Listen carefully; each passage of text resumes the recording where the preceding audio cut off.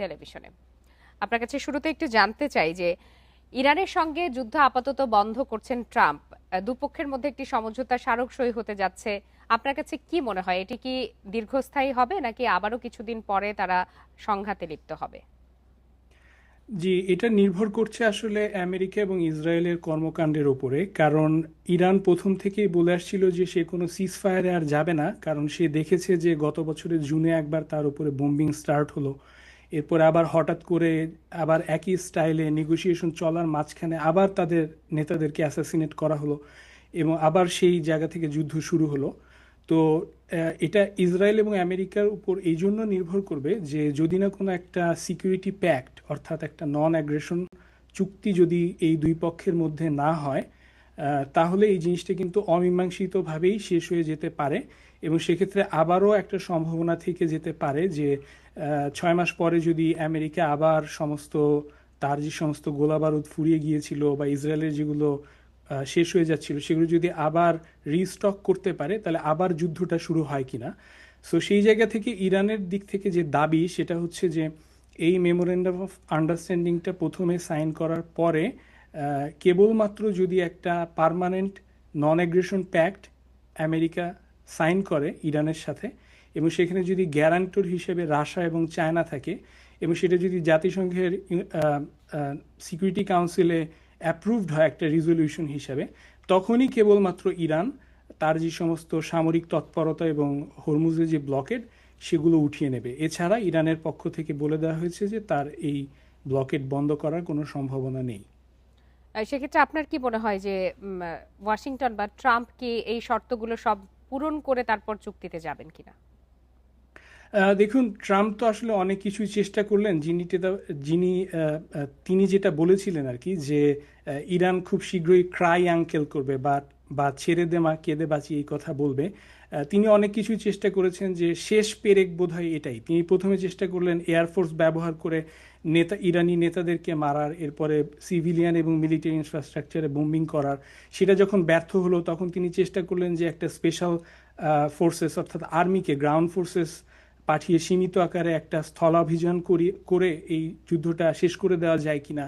সেটাও ফেল করলো। যখন তিনি বাকি রইল নেভি, সো একটা নেভাল ব্লকেডে ট্রাই করলেন, সেটাও গতকালকে ফেল করেছে স্পেকটেকুলারলি একদিনের মাথায়। এবং ইরান কিন্তু তার ব্লকেডের পরিধি বাড়িয়েছে, এবং ফুজাইরা যেটা ইউএইর একটা বাইপাস ছিল, সেটাও কিন্তু ইরান এখন তার আওতার মধ্যে নিয়ে নিয়েছে। তো এই অবস্থায় থাকার কারণে যেটা আমরা বুঝতে পারছি যে প্রেসিডেন্ট ট্রাম্প সব কিছু চেষ্টা করে ব্যর্থ হওয়ার কারণেই কিন্তু একের পর এক নেগোসিয়েশন থেকে ফ্লিপ ফ্লপিং করছেন, আবার ফিরে আসছেন নেগোসিয়েশন টেবিলে। তো প্রেসিডেন্ট ট্রাম্প যদি এটা না মানেন, আসলে তার হাতে খুব বেশি অপশন নাই, যদি না এটা এসকেলেট করে একদম নিউক্লিয়ার লেভেলে নিয়ে না যান। সো আমার এত কাছে কিছুর মনে পরেও হচ্ছে। তো ট্রাম্প এখনো বলছেন যে চুক্তি যদি না করে তাহলে বড় ধরনের হামলার হুমকি তিনি কিন্তু আবারও দিয়ে রেখেছেন ইরানকে।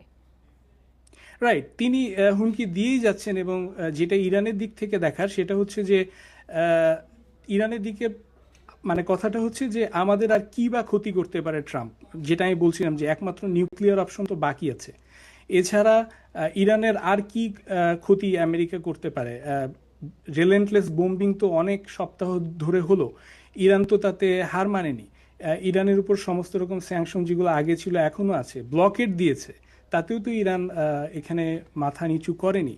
সুতরাং উপরন্তু যেটা ক্ষতি হচ্ছে সেটা হচ্ছে আমরা আমেরিকায় দেখতে পাচ্ছি যে তেলের দাম হু হু করে বাড়ছে সামনে মিড টার্ম ইলেকশন প্রেসিডেন্ট ট্রাম্পের।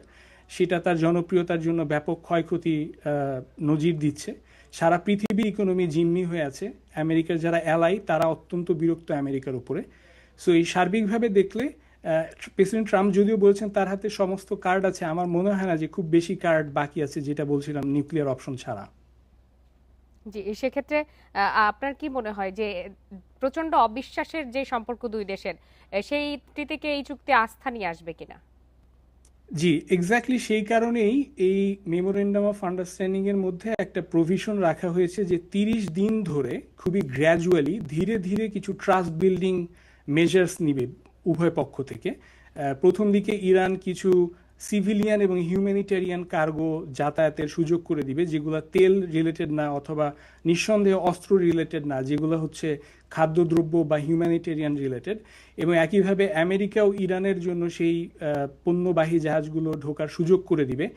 এবং আস্তে আস্তে যখন দুই পক্ষ একটা আস্থার সম্পর্ক ডেভেলপ করবে, যে উভয় পক্ষ থেকে চুক্তি মেনে চলা হচ্ছে, তখনই কেবলমাত্র একটা ফাইনাল সিজফায়ারের দিকে দুই পক্ষ যেতে পারে। জি। এবং সেখানে যেটা বলছিলাম যে থার্ড পার্টি গ্যারান্টর থাকতে হবে রাশিয়া এবং চায়নার মতো, এবং সিকিউরিটি কাউন্সিল একটা রেজলিউশন লাগবে যে আমেরিকা বারবার এভাবে চাইলেই যে কোনো মুহূর্তে আবার ইরানে যুদ্ধ শুরু করতে পারবে না, এবং একটা নন অ্যাগ্রেশন প্যাক্ট হতে হবে। এবং তারপরে গিয়ে ইরান একমাত্র ইউরেনিয়াম রিলেটেড ফাইলটা এবং ওপেন সমগ্র করবে। এর আগে বিশ্বের ইরান জন্য আসলে এই ধরনের একটি স্থায়ী সমাধান খুবই প্রয়োজন। ডক্টর নির্ঝর সাকিব, আপনাকে অনেক ধন্যবাদ আমাদেরকে সময় দেওয়ার জন্য।